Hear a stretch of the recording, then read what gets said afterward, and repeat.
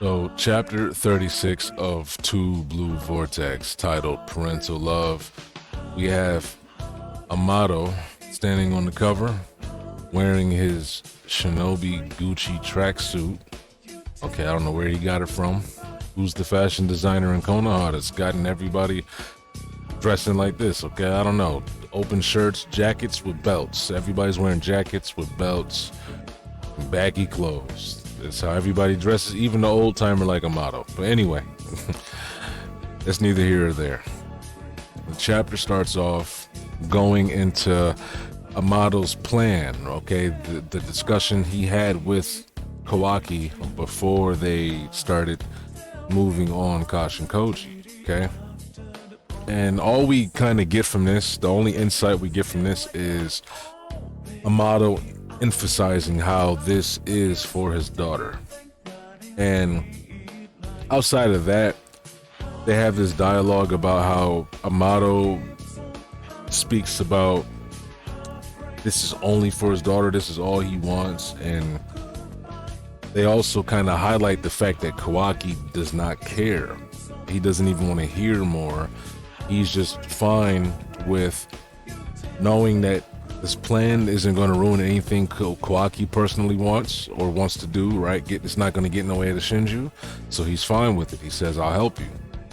I think this, I mean, if the writer, if Ikimoto is being like a little creative, this would come back around to bite Kawaki in the end, because he didn't ask enough questions to understand what or why he wants to use Kashin Koji. And he didn't try to like figure out his bigger overarching goal outside of just resurrecting his daughter. And I feel like that could come to bite him if Ikimoto decides to use that, okay? Because just because it feels natural to happen to the story doesn't mean the writer's going to do it. In fact, when we're talking about Ikimoto, he almost purposely does the opposite of what feels natural to the story, especially when it comes to characters being the situations. But anyway, again, neither here or there. So yeah, so on and so forth. He goes on and talks about this is the last chance to get Kashin Koji since Boruto is not with him. So Boruto being with Kashin Koji is a big no-no for Amato's plan. Obviously, Boruto would stop the situation from happening. Okay? Now we cut to a scene that I regret even happened in this chapter, and that's the scene of I forgot this guy's name right now. Kobu. That's the scene of Kobu speaking to the advisors of the Leaf Village, like the old people. I forgot what they're called. But he's speaking to the older people, right? The people, the elders of the Leaf Village. And he, again, is coming along with this weird direction of blaming things on Shikamaru and whatnot. Now, okay, this time some of them make more sense. The most logical thing that I think that he said that makes the most sense is that, you know, the timing of Boruto coming up, like, you know, Boruto couldn't have just been happened to be passing by. I said that terrible. There's no way Boruto was just passing by. This has to be some sort of scheme. I was set up, right? That part is kind of, you know, it makes sense. I can buy it. I can believe it. It feels real, okay? It doesn't feel like the character is drawing conclusions with that one. But all of the other accusations he has, it definitely feels like he's kind of pulling these out of his ass. Okay, now for him to be so hard on thinking Shikamaru's the one didn't make sense initially, but now that he has it has to be Shikamaru. He's the only one that could have released Boruto from his cuffs. I mean, for me, it's still weird that he's completely ignoring the possibility that maybe Boruto, as an Otsutsuki, was able to release himself from his cuffs, right? We know he's an Otsutsuki, and apparently, you know, while they're still using chakra, this new system of the Shinjutsu, and, you know, technically in the past, before they retconned things and made Shinjutsu a thing, the Otsutsuki were just using a more pure and high level of ninjutsu because everybody's molding chakra. Maybe they did have a name for it the whole time, whatever. I'm not mad that it has a name. I'm just mad that they're trying to make it so distinctively and uniquely different from jutsus born from chakra, even though they're all using chakra. Actually, technically, the Shinju and the Jubis and whatnot and the Otsutsuki, they are supposed to be using nature energy, but that's neither here or there. I made a video on that. They completely erased nature energy from the story. But I digress. So Kobu is talking, and Sai's in the room. Obviously, he's thinking about the situation where he knows that Inogen was taking over Kobu's body. So Sai is sweating, right? Sai is sweating. He has like the same reaction faces multiple times. Of course, he's drawing different panels, but he's drawing them with the same faces. I hate this paneling sometimes. Like, just a bunch of reaction close-up face shots, and Kobu and Sai, they get the same exact fucking couple of faces spread out between these panels. The same couple of side shots. Kobu's dumb ass looking scowl face, where he's like kind of angry and like cocky looking, you know, his little arrogant face. I hate it. It's annoying that he keeps drawing them with these same few expressions and panels. Boruto has been a major culprit of it, but I guess since Boruto has the cool factor thing going on, you kind of ignore the fact that his panels have been repeating, especially when it comes to the faces he makes and him tilting his head up looking at somebody. It's just, man, it's getting tiring. But anyway, Sai is also sweating because he knows something happened, so he's also trying to keep up a lie, and he's kind of trying to counter Kobu by saying, you're going too far by suspecting the Hokage, right? Kobu is doubling down and solidified in his views that something fishy is going on. Okay, something fishy is going on. He thinks he's set up, and I don't know. It's just weird that they're making this guy so adamant about this when most of his reasoning for this will be stuff that he would have to know as a reader. It feels like, right? It feels like he would have to know some of the stuff as a reader to come to these conclusions, but whatever. That's enough on Kobu, right? So, long story short, he wants to end up getting Shikamaru relieved from his position of Hokage, and the elders have the final say in that decision. I don't think they're going to do it, because I mean, if Ikimoto writes the elders to do it, this would be stupid. Why would the elders not trust Shikamaru over everything? They're supposed to be loyal to the village too. Yeah, they're gonna make the right choice if it needs to be done, but they're loyal and they have trust in this village and the people in it too. So I think it's hard for them. It's hard to consider them just completely stabbing Shikamaru in the back and getting rid of him based on the whims of this crazy dude who's his seemingly crazy dude, right? And by the way, the elders are so fucking old. Should they even still be kicking by now? But anyway, Shikamaru, he gets a call from the sensory unit. They're talking about how they sensed Jiraiya's chakra in the village, and he finds out, okay, the location of it is in the lab. He classifies that whole announcement of Jiraiya's chakra being in the village, and they didn't make a big deal of it. Shikamaru, of course, he knows Kashin Koji is a Jiraiya clone. I don't know how. First of all, wait. How in the hell does Shikamaru know that Kashin Koji is a Jiraiya clone when Naruto didn't even know that shit before he got sealed away? Now, am I forgetting that in 2 Blue Vortex they disclosed that he introduced himself as, I was a clone made by Yamato, a clone of Jiraiya? Maybe he did that and it's that simple, but I can't help but question this and bring it up, because unless that happened in 2 Blue Vortex and I'm just forgetting it, that shit should not be a thing. Shikamaru should not know this information. But since it might have happened in 2 Blue Vortex, I'm not going to harp on it for too long. I just want to throw the idea out there. If you remember that, tell me. Let me know in the comments if you remember that Shikamaru, okay, was revealed the information of who Koji is, okay? But anyway, so on, so forth again. Koji's on the table, and, you know, Amato's talking to him. He basically says, you know, it's like, you're like my child, because I created you and whatnot. And Amato doesn't want Koji to bear a grudge against him. Koji doesn't bear a grudge against him because he's a ninja, just like Jiraiya was. He went down for the mission. Even though Jiraiya doesn't think ninjas are supposed to be tools, he still played his part as a tool of a ninja in the end, right? That's like the contradiction of it. This is the world he lives in, the reality he faces, versus what he believes and feels. So Koji, taking after Jiraiya, does not care that he was used and took that as a part of what the mission was supposed to entail. Okay? He thinks it'll be illogical to feel otherwise. So Amato goes on to talk about how he understands that Koji has prescience, which is kind of bullshit, okay? Unless Amato had a list of all of the possible Otsutsuki abilities inherited through Shibai cells, which would also not make any fucking sense.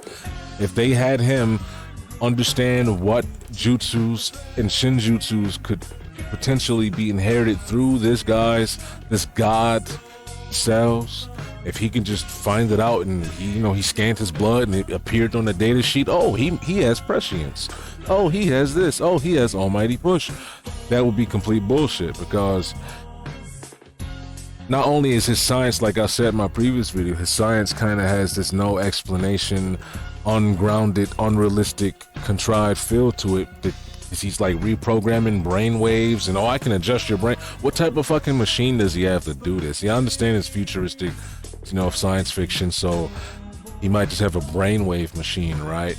But I feel like the type of science that he's doing and applying it to biology is just too far-fetched, okay? If Kawaki doesn't have cameras in his fucking eyes, are you telling me he's somehow connected to his optic nerves through light transmission? Like, it's just bullshit. It's just stupid, right? It's contrived in some way.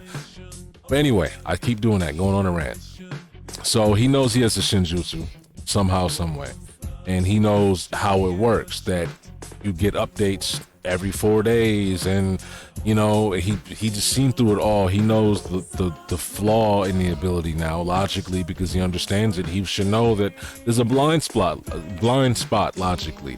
If he knows that you get updates every 4 days, then when you're not getting an update, you're not going to know what's going to happen, unless this is how his ability should works. If he's getting pieces of the future and it's like almost infinite futures, why the fuck isn't why aren't certain things in that future? I understand if they said like he can only see like up to 2 hours of the future, random parts of the future, but it's not like that. He can see the future. He's seen so far in the future. You telling me out of all of those almost infinite future possibility branches that he saw, and even if he saw that shit 4 days ago, he said it himself that he sees multiple different futures at once, every 4 days or whatever. So he has multiple, and they stick in his mind as memories. So they're in his cognition. He remembers these things, right?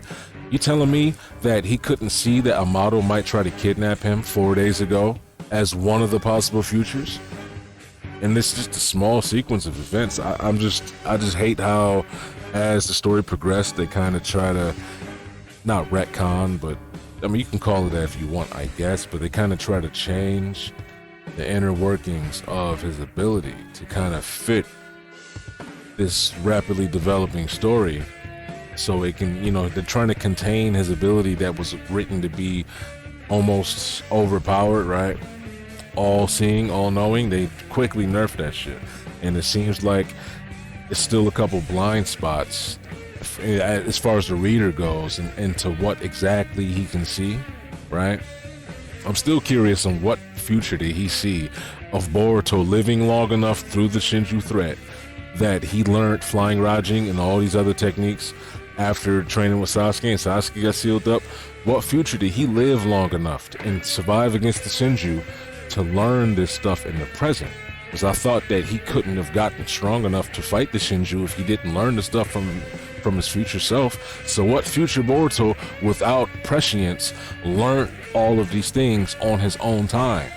Like, this is a question I will keep bringing up. Did he let all of his friends die in this other, I guess, possible timeline? I don't know. It's just stupid. Too many questions, right? So he tweaks his brain waves. Wow, whatever.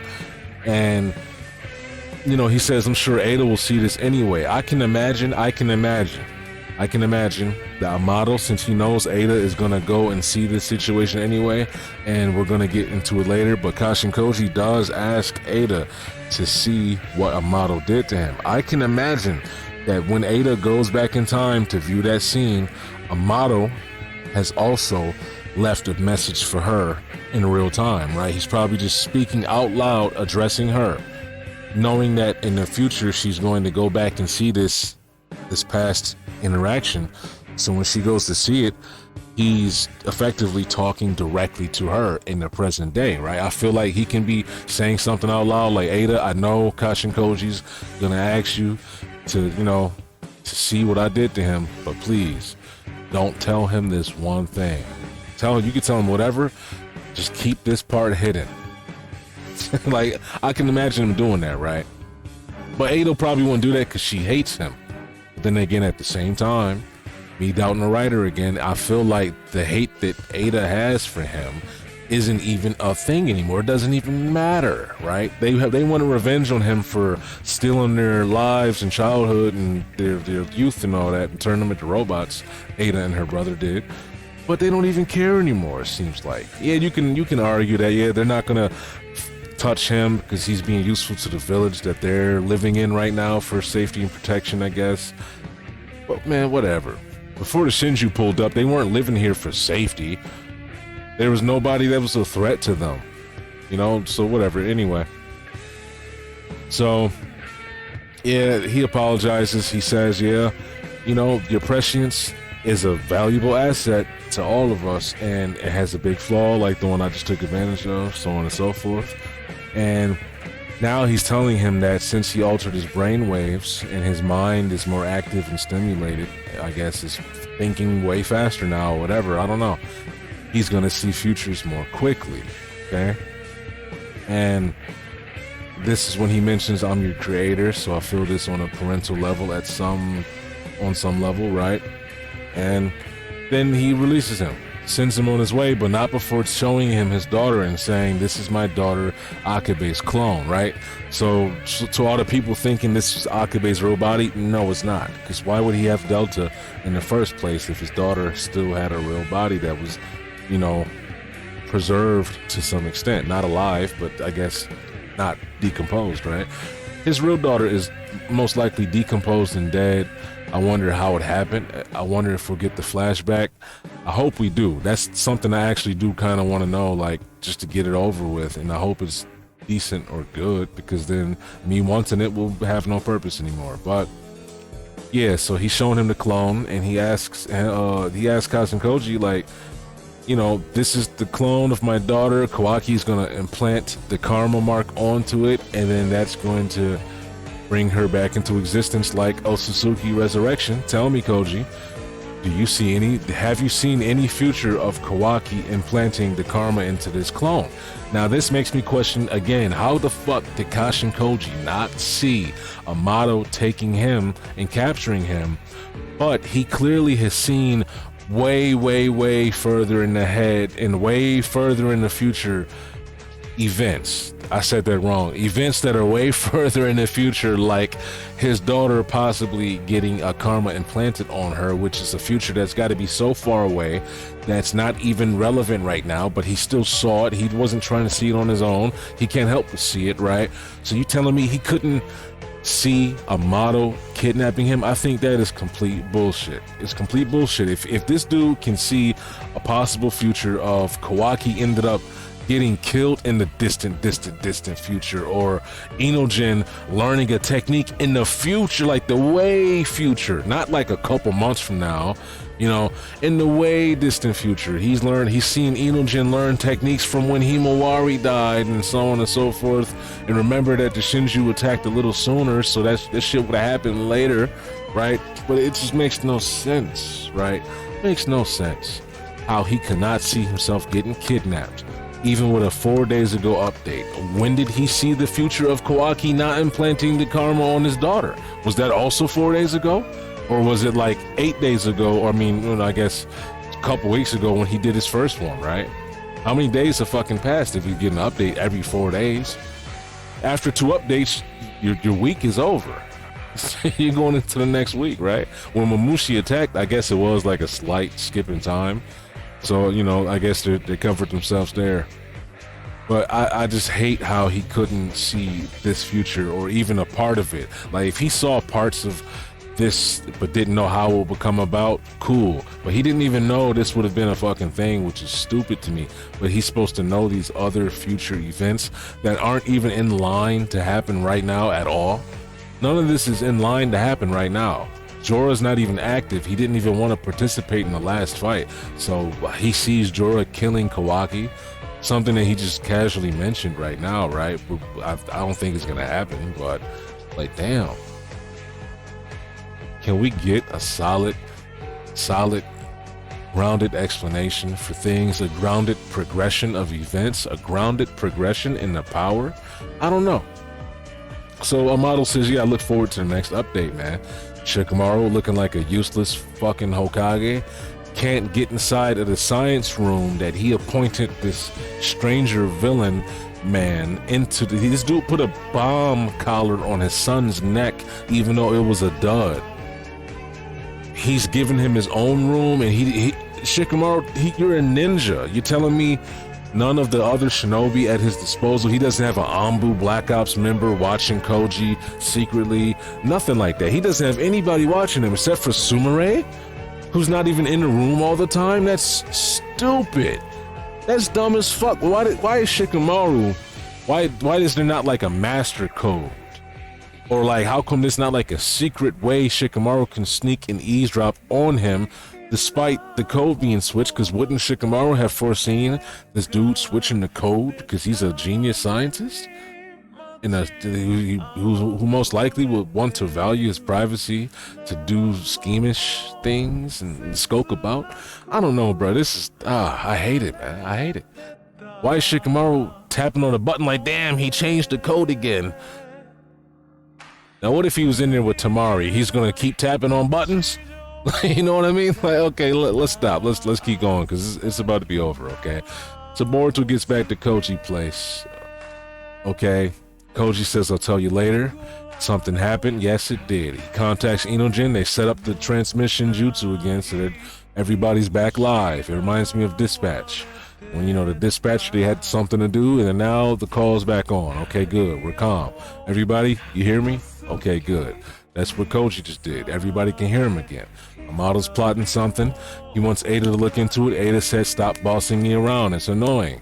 So she's just going to be difficult as hell for no reason. They're going to try to probably make her difficult. If she's talking like this from him asking her to do something, he said, Ada, I need you to review his functions. Stop bossing me around. Okay, whatever. She's just like being annoying off rip. Okay, and then Koji, in the middle of this discussion, telling Ada is very important. You're the only one I can trust. He succumbs to his prescience visions again, eyes rolling into the back of his head, seemingly falling over and passing out. His Boruto has to help him up. He slumps over. Even Ada's like, what's happening? Okay. Shikamaru's like, hey, what's up? Well, it started a prescience update, right? And then as soon as we see that the prescience update started, we get Amato loomingly looking into this area. Now, it's obvious he's planning something bigger and more than just what he said. What is that exactly? We don't know. Okay? Maybe he didn't just, maybe he connected his brainwaves to Koji's, so he can see the prescience too. I don't know. Who knows what he did, but it's definitely something, and he's definitely not telling the full truth like he's been suspected to this whole time. You know what would be one of the most disappointing things is if Amato as a character never got his full character coming full circle, meaning we never see what his true thoughts and feelings were. We never learn how his daughter died. Like I said earlier, we don't learn when he I need a flashback. When did he start doing that science shit? Did he come across the Orochimaru hideout and study that shit forever? Like, how did he get this smart?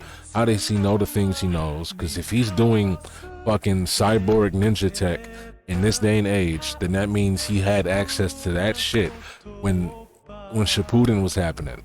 Because it's not like a different amount of resources he can gather now that the time skip has happened. It's not like they found some new rare minerals or some new technology or something like that. Oh, we found out how to make motherboards. The scientists are going to be able to do a lot more stuff. No, they didn't figure anything like that out for the world.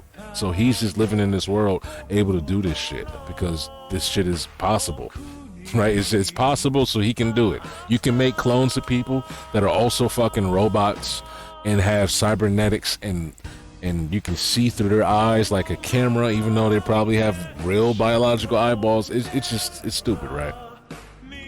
But anyway, closing the chapter out is Sarada thinking about the Boruto plan, and she's walking around trying to get caught. She finds out she can go into an alleyway and get caught like that, okay? And Code catching her like the Predator himself.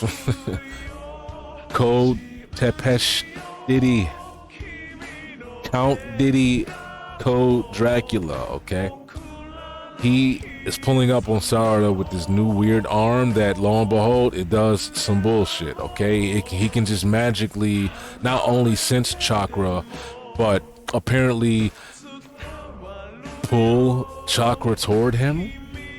I mean, maybe if he was fighting Boruto, he can absorb his Rasengan, but it doesn't even look like it's absorbing. It's more like a I forgot what they call them. Damn, it's like a honing beacon, like the thing that people hit and it kind of makes a sound, and you could find, I forget what they find with it. But, you know, long story short, it's like a resonance sort of thing. He's sensing Boruto's chakra with this. Why Boruto in particular? Who knows? Maybe he programmed his hand to sense Uzumaki Otsutsuki chakra. It's stupid, right? So I don't know why his hand could do this. I don't even remember him getting it. I just remember, yeah, okay, I do remember his arm getting cut off, actually, yeah. But either way, this is kind of stupid to me. Sarada gets caught. Kashin Koji sees multiple different futures, and half of these panels probably won't matter, but they do. This is the second time we've seen a panel of Hidari sticking his hand out in this way, shape, or form. And I think this is just constantly them trying to tell us. And then, as you can see, each film strip does have a connected series of events, seemingly, right? This one right here is showing they both have Hidari in it. And then Sarada fighting Hidari is what it seems. This might happen as soon as she appears in the hideout. Hidari could, like what people are saying, like kind of betray Jorah because his feelings that he doesn't understand, and he might finally get an understanding of these feelings, and they might turn into some parental feelings, right? They might turn into some sort of weird parental feelings for Sarada, who's not really his child, but it's like his child, right? He might have these sort of feelings for her, and he might end up even betraying Jorah out of love. Which, if Jorah gets betrayed by Hidari, I can see that being a thing that makes him angry. I feel like Jorah is set up to, he's going to be showing a lot more emotion in a wider spectrum of feelings and thoughts later on, once he gets his answers. If he stays the silent antagonist who's like contemplating and thinking all big, I'm gonna be mad, because that shit sucks. He's not even the biggest thinker. What is love? I think it makes people do things. I don't care what he thinks, okay? I don't care about what philosophy he's figuring out. I think it's stupid.